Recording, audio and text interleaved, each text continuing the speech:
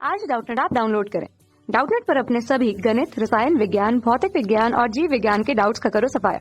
बस प्रश्न की फोटो खींचो, एक ही प्रश्न को क्रॉप करो और तुरंत वीडियो सोल्यूशन पाओ। अभी डाउनलोड करें।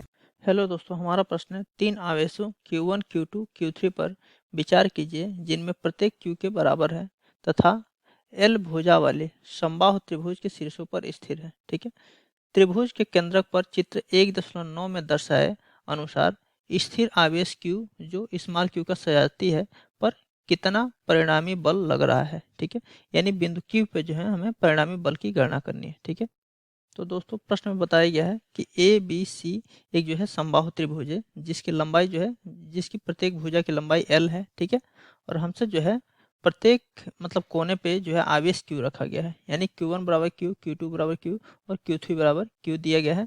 और इसके केंद्रक पर, ठीक है, यानी त्रिभुज के केंद्रक पर एक कैपिटल Q का आवेश है। ठीक है, तो जिसके कारण तीनों मतलब आवेशों के कारण इसके केंद्रक पर परिणामी बल की गणना करनी है। ठीक है, तो दोस्तों ये हमने मान लिया कि जो है बिंदु ए के कारण यानी इस आवेश के कारण इसके केंद्र पर बल F1 लग रहा है। ठीक है, ये जो है F1 है। ठीक, और इसके बिंदु बी के कारण यानी इस पे जो आवेश है इसके कारण इस पे बल जो है F2 लग रहा है, तो ये F2 है। ठीक, और ये बल जो है F3 है।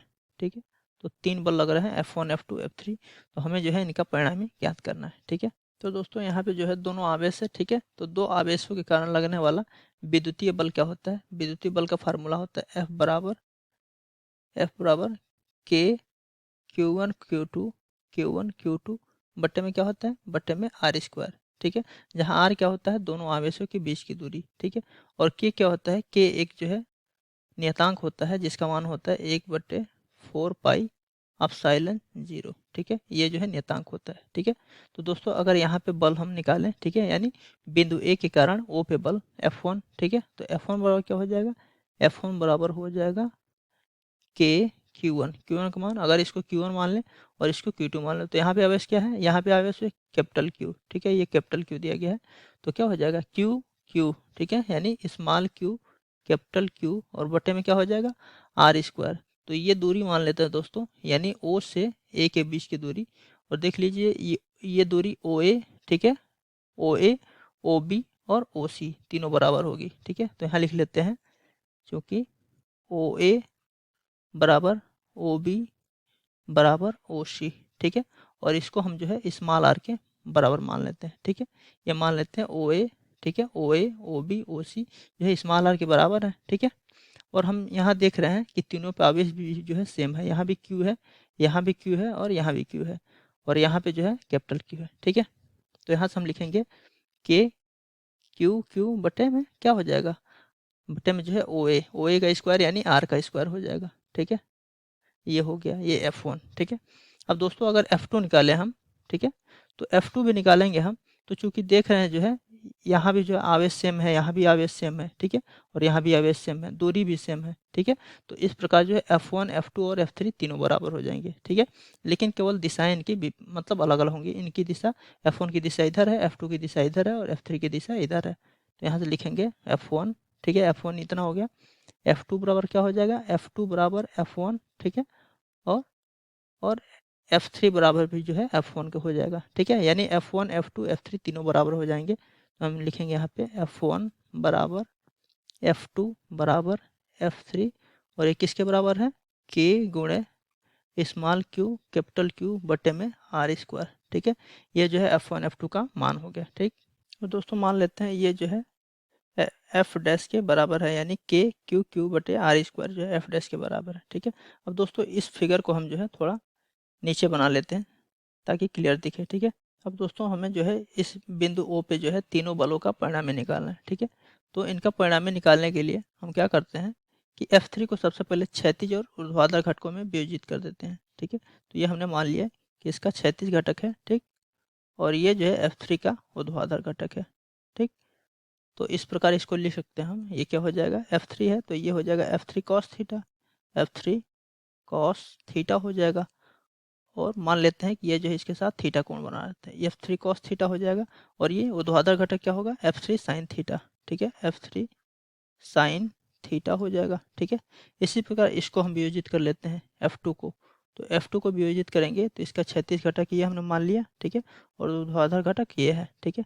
तो इस प्रकार लिखेंगे कि अगर इसके साथ ये कोण थीटा बना है तो ये हो जाएगा F2 कॉस थीटा, ठीक है, और ऊर्ध्वाधर घटक क्या हो जाएगा F2 साइन थीटा, ठीक है। तो इस साइड में ये हो जाएगा F2 साइन थीटा, ठीक है। अब दोस्तों यहाँ देख रहे हैं कि F2 और F3 का मान क्या है, बराबर है। यहाँ पे देख रहे हैं F1 F2 F3 तीनों का मान बराबर है, ठीक है। तो यहाँ हम देख रहे हैं कि यहाँ पे F cos थीटा इसका मान कितना हमने माना, F डैश के बराबर, ठीक है। तो इसको हम लिख सकते हैं, इसको लिख सकते हैं F डैश cos थीटा, ठीक है, और इसको भी हम लिख सकते हैं F डैश cos थीटा, ठीक है। तो यहाँ देख रहे हैं कि दोनों सेम बल हैं और एक दूसरे के विपरीत हैं, तो इस प्रकार ये एक दूसरे को कैंसिल कर देंगे, यानी कि जो है इनका परिणामी केवल ये बल होगा, यानी F3 sine theta plus F2 sine theta, और यहाँ भी F3 F2 एक दूसरे के बराबर हैं, ठीक है।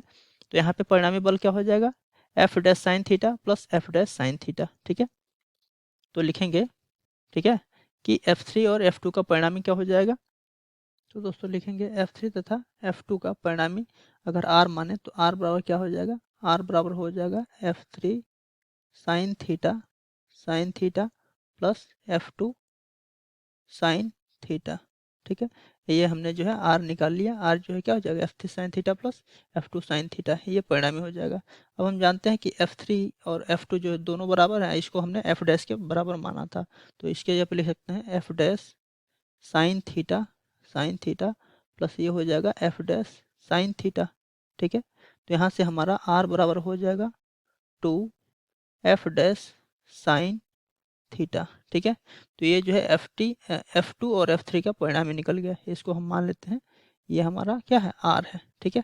अब हमें जो है R और F1 का परिणामी निकालना है, ठीक है। तो यहाँ देख रहे हैं दोस्तों ये एक दूसरे के मतलब विपरीत हैं, ठीक है, और यहाँ देख रहे हैं कि ये एक दूसरे से 180 का कोण बना रहा है, कितने कोण बना रहा है 180 का, ठीक है। तो लिखेंगे F1 तथा R का परिणामी अगर हम मान लें कि इसका परिणामी अगर कैपिटल F हो, ठीक है, तो कैपिटल F बराबर क्या हो जाएगा, कैपिटल F बराबर हो जाएगा, क्या हो जाएगा, सूत्र क्या होता है दो सदिशों के परिणामी का A square plus B square plus 2ab cos theta, ठीक है। तो ए की जगह पे क्या है F1, ठीक है, तो F1 का स्क्वायर प्लस बी की जगह पे R है, तो R का स्क्वायर प्लस क्या हो जाएगा 2F1 R गुणा क्या हो जाएगा कॉस, और थीटा का मान क्या है यहाँ पे, यानी दोनों सभी सदिशों के बीच का कोण कितना है 180 डिग्री, तो यहाँ पे ये हो जाएगा कॉस 180 डिग्री, ठीक है। अब इसको हल कर लेंगे, ठीक है। तो दोस्तों कॉस 180 का मान कितना होता है, कॉस 180 डिग्री इसका मान होता है -1, क्या होता है -1, ठीक है। तो यहाँ से रखेंगे तो ये हमारा क्या हो जाएगा रूट में F1 square plus R square, ठीक है, और ये इसका मान क्या हो जाएगा माइनस, यानी -2 F1 R1 हो जाएगा, तो माइनस ये हो गया 2 F1 R, सॉरी R1 नहीं R है F1 R, ठीक है।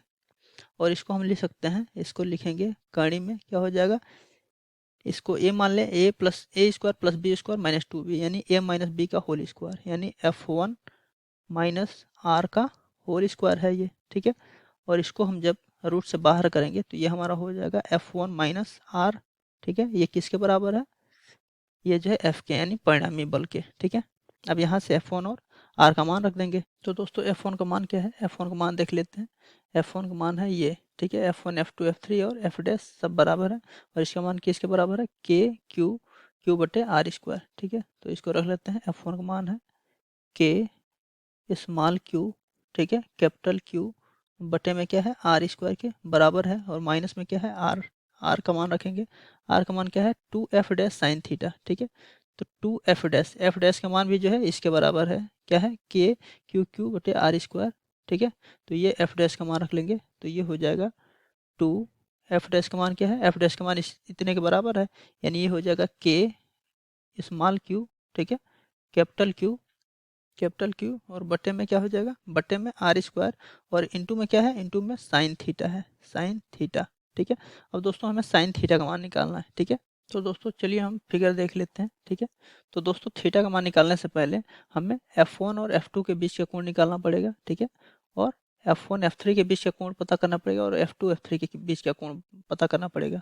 तो दोस्तों यहाँ पे जो है F1 F2 के बीच का कोण जो है 120 डिग्री होगा, और ये भी कोण जो है 120 डिग्री होगा और ये कोण भी जो है 120 डिग्री होगा, क्योंकि जो है ये समबाहु त्रिभुज के केंद्र पे कोण बन रहा है। ठीक है, तो इस प्रकार जो है ये कोण कितने कितने का होगा, 120 डिग्री का। ठीक है, तो यहाँ से अगर हम देखें तो ये कोण यहाँ से यहाँ तक कितने का होगा, 120 डिग्री का होगा। ठीक, और यहाँ से हम देख रहे हैं कि F1 से ये कोण जो है एक तरह से लंब बना रहा है, यानी 90 डिग्री का है ये। ठीक, क्योंकि जो है 36 कंपोनेंट है इसका जो 36 कंपोनेंट है, तो ये यहाँ से यहाँ तक कितना होगा, 90 होगा। ठीक, तो जब ये 90 हो जाएगा तो ये कोण कितने का होगा, थीटा कितने का होगा, तो ये 120 माइनस 90 हो जाएगा। तो यहाँ से लिखेंगे थीटा बराबर क्या हो जाएगा, थीटा बराबर हो जाएगा 120 माइनस 90 डिग्री, यानी कितना हो जाएगा, थीटा बराबर हो जाएगा 30 डिग्री। ठीक है, तो अब हमें जो है साइन 30 डिग्री का मान पता करना है।